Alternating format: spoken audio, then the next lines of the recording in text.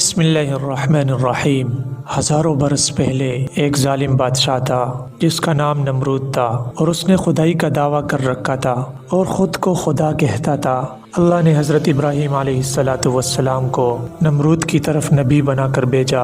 ابراہیم علیہ السلام نے نمرود کو اللہ کی طرف بلایا اور دین کی دعوت دی، لیکن نمرود اپنے غرور و تکبر میں رہتا اور مسلسل دین کا انکاری تھا۔ نمرود حضرت ابراہیم علیہ السلام کو کہتا کہ میری عبادت کرو ورنہ میں آپ کو قتل کر دوں گا، لیکن حضرت ابراہیم علیہ السلام صرف ایک اللہ کا ماننے والا تھا۔ جب نمرود کا ہر حربہ بیکار رہا تو نمرود ظالم بادشاہ نے آپ کو آگ میں ڈالنے کا فیصلہ کر دیا۔ جب حضرت ابراہیم علیہ السلام کو آگ میں پھینکا گیا تو فرشتوں نے حضرت ابراہیم علیہ السلام کے بازو پکڑ کر نہایت آرام سے بٹھا دیا۔ اس وقت جنت کے ایک فرشتے رضوان نے خلعت فاخرہ آپ علیہ السلام کو پہنایا اور حضرت ابراہیم علیہ السلام کے ارد گرد گل ریحان اور سبز اور شگوفوں کا عجیب و غریب بوستان بنا دیا اور شیریں چشمہ وہاں جاری ہوا۔ حضرت ابراہیم علیہ السلام پر اللہ جل جلالہ کا فضل و کرم ہوا۔ حضرت اسرافیل علیہ السلام ہر صبح و شام خدا کے حکم سے لذیذ قسم کا طعام پہنچاتے۔ کمال خوشی اور بے غمی کا وقت گزرتا۔ 7 دن کے بعد نمرود نے سمجھا کہ آگ بجھ گئی ہوگی۔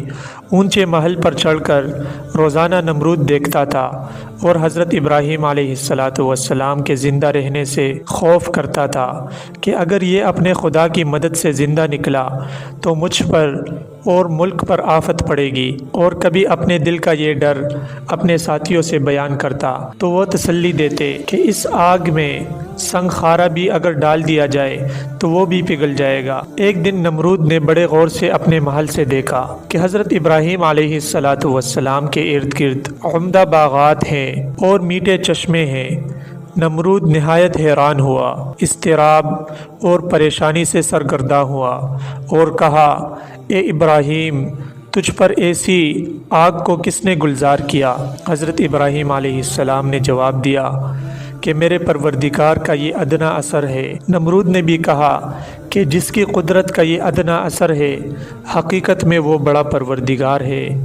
40 یا 50 دن حضرت ابراہیم علیہ السلام اس گلزار میں رہے۔ فرماتے کہ ایسا خوشی کا وقت ساری زندگی میں پھر نہیں ملا۔ پھر حضرت ابراہیم علیہ السلام اس راکھ سے جو پہاڑ کی مانند تھی نکل کر آ گئے تو اثرینوں نمرودیوں کو واض و نصیحت شروع کر دی۔ نمرود نے چند دنوں کے بعد مہلت مانگی تو اس کے وزیر نے کہا کہ اتنی مدت تو نے خود خدائی کی، اب دوسرے کی بندگی اختیار کرتا ہے اور اپنے لیے شرمندگی اور رسوائی اختیار کرتا ہے۔ آخر اس نے حضرت ابراہیم علیہ السلام کے سامنے انکار کر دیا اور کہا کہ میں تیرے رب کی رضا کے لیے کئی ہزار گائیں اور بکریاں اور اونٹوں کی قربانی دیتا ہوں۔ حضرت ابراہیم علیہ السلام نے فرمایا کہ ایمان کے بغیر قربانیاں قبول نہیں ہوتی، پھر بھی تیرے لیے دوزخ ہی ہوگا۔ آخر کار حضرت ابراہیم علیہ السلام نے فرمایا، اتنی بڑی بادشاہی خدا نے تجھے دی اور مجھے خدا نے تیرے لیے نبی بنا کر بھیجا اور مجھے آگ سے بچا کر ایک معجزہ تجھے دکھایا، پھر بھی تو کفر سے باز نہیں آیا اور تیرے غارت کرنے کو اس کا ادنا لشکر بھی کافی ہے۔ نمرود نے کہا، دنیا میں میرے علاوہ کوئی بادشاہ نہیں اور میری بارگاہ کے علاوہ کوئی بارگاہ نہیں۔ اگر آسمان کے بادشاہ کی فوج ہے تو کہو کہ مجھ پر اپنی فوج بھیج کر میری لڑائی کا تماشا کرے۔ تب حضرت ابراہیم علیہ السلام نے دعا کی۔ دعا کے بعد حضرت جبرائیل علیہ السلام آئے اور کہا کہ نمرود سے کہو کہ ہماری فوج آ رہی ہے، تم تیاری کرو۔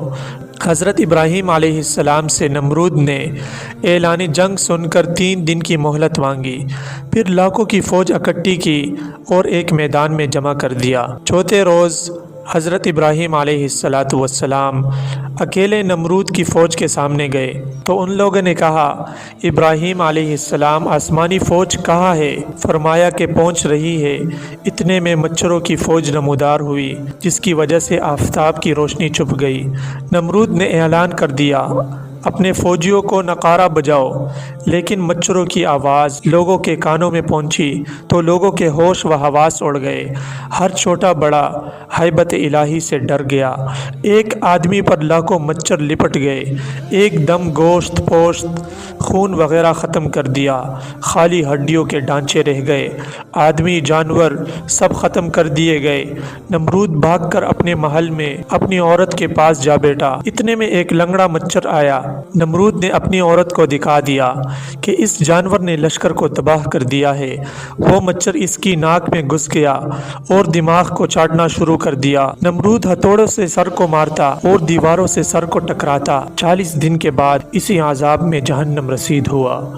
امید ہے ویڈیو آپ کو ضرور پسند آئی ہوگی۔ مزید اس طرح کی انٹرسٹنگ ویڈیوز دیکھنے کے لیے ہمارے چینل کو سبسکرائب کیجیے اور بیل آئیکن کو بھی ساتھ پریس کیجیے تاکہ نئی آنے والی ہر ویڈیو آپ تک بر وقت پہنچ سکے۔ والسلام۔